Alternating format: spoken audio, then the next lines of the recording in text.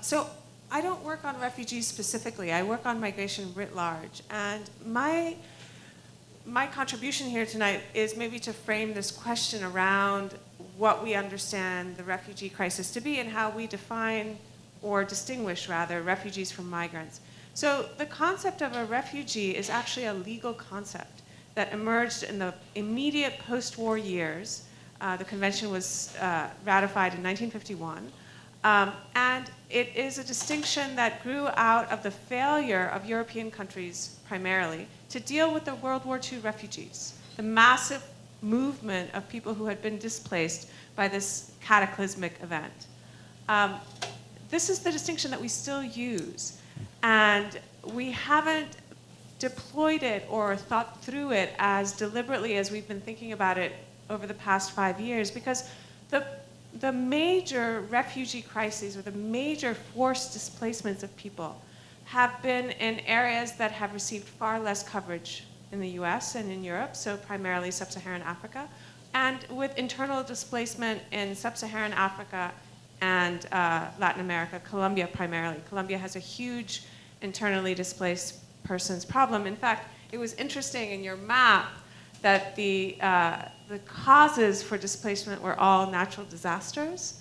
But in fact, in Colombia, the major cause of displacement is actually violence and civil war. So my understanding is that it might be helpful to present a little bit of the long now. Yes? Well, long now is always welcome.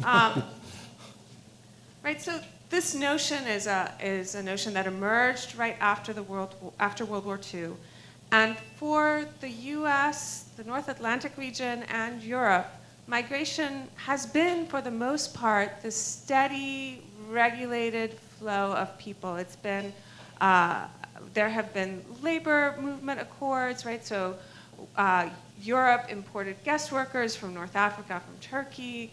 The US signed the Bracero program with Mexico, and kind of these regulated flows that had informal, undocumented components, but no big spikes. The big spike is what has drawn our attention. The big spike to Europe has drawn our attention to the refugee crisis today. Lebanon and Turkey and Jordan have experienced these flows in big numbers, really since the beginning of the Civil War. The US in particular has in its history, and I know there's an American historian in our audience here, so I may stand corrected, but in its history, the US has experienced these big spikes and has not had the same kind of anxiety around these big spikes in the past. So one example that for me is very poignant is the Irish potato famine. So Ireland, between 1847, which was the first year of the famine, and 1851, lost 1.5 million people. And it was a population in, I don't know, the census, the last census before the famine listed the population of Ireland at 8 million. So that's an equivalent number to the kind of displacement proportionally that you see from Syria today.